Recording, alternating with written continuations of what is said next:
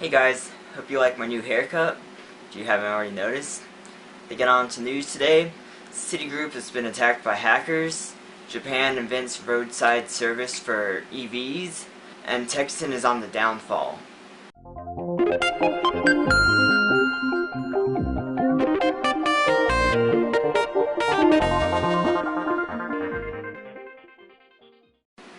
Hackers yet again find another target to steal information from. Citigroup has reported that 1% of its customers have had their accounts hacked, which equates to they have 21 million customers, and that equates to roughly around 200,000 people could have had their information exposed. They said, however, social security numbers and birth dates and security codes were not exposed in this attack. But with the recent attacks in Nintendo and Sony, it seems like hackers are getting more and more advanced now, and it's not a good thing that more and more companies are being hacked now. It seems like something's going on that I don't see why all of a sudden I hear about a ton of companies being hacked. Maybe it's a common thing, maybe it's just usually how the news media works is story that's been popular, like Sony's been hacked like 3 times, 4 times or something now, and the media, the people are feeding on that, and the media does reports what the people like, so you can just keep on reporting companies being hacked. So maybe it's a common thing, companies get hacked, it's just not widely reported. But maybe not, because since 200,000 people's information have been stolen, that maybe it needs to be spread across the news for people to find out. Maybe when your credit card information isn't being stolen, you can go call up a EV roadside service to go recharge your EV. What this is, Japan's developed a prototype of this truck that will come out if you have an electric vehicle, and if it's dead on the side of the road, what it will come out and it will be able to charge up your car when it's on the side of the road, so you won't get stranded anywhere. This to me is a really cool idea, and it's something that should have been invented actually a while ago. Not sure how long it took for them to develop this, but if we're going to move on to more electric cars, I'm glad Japan is, I'm not sure about us, but if we are going to depend more on electric cars, we're going to have some way to make sure we don't get stranded in places, considering the limited range of these cars, which usually, like the Leaf, can go between 150 and 200 miles on one battery charge, and then you have the Tesla, it can maybe get up to 300 miles, but then those cars cost like $100,000 for a Tesla, and you can only fit like 2 people in it. So right now we're very limited in electric cars, but I hope over the years, just like computers and all those things advance, that electric cars, as they get more popular, because demand's up high, that will cause companies to innovate, cause prices to drop down, and it will be a much better situation for everyone.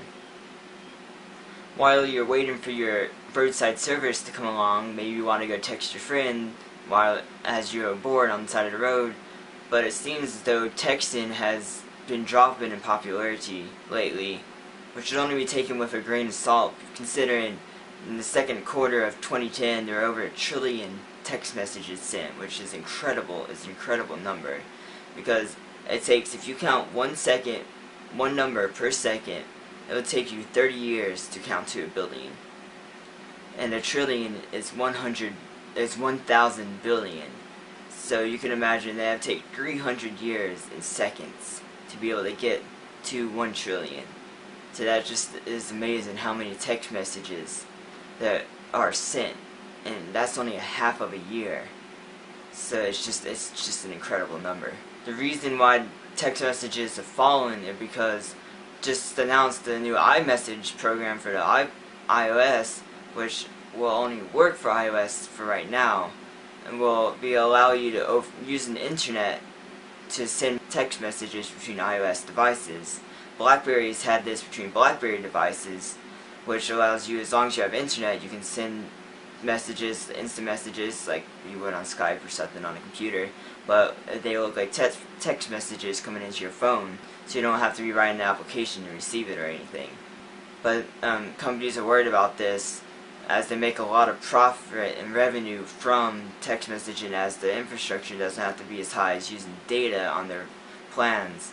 instead of worrying about losing profit to Apple's free service to send messages back and forth. Since there are millions of iPhones out there, this can make a big impact on texting plans, as maybe it won't be able to send pictures, it doesn't seem, but people have unlimited texting plans, but if they send most of the text messages to iPhones, then they can use iMessage for those, but then if they could have like a lower, like 250 or 500 texting plan, which would be half the price of the unlimited plan, then they wouldn't have to worry about it. Apple is the first company to make this service free. BlackBerry makes you pay for it, but it doesn't seem, I can't really find a difference between if you just use Skype, as opposed what it is it will run in the background like your text messaging app, and as soon as you receive a message, it'll be like a text message. It'll show now on iOS 5 your notifications at the top, or before it would just pop up like a text message versus like a Skype message that it will pop up for Skype, but you have to have Skype open to view that message. So I suppose that's probably the difference for there. I feel as though if once data networks get to the capacity to handle the data that consumers require and everybody requires on the wireless networks, then I feel as though texting will be just phased out. It will be just in private messaging.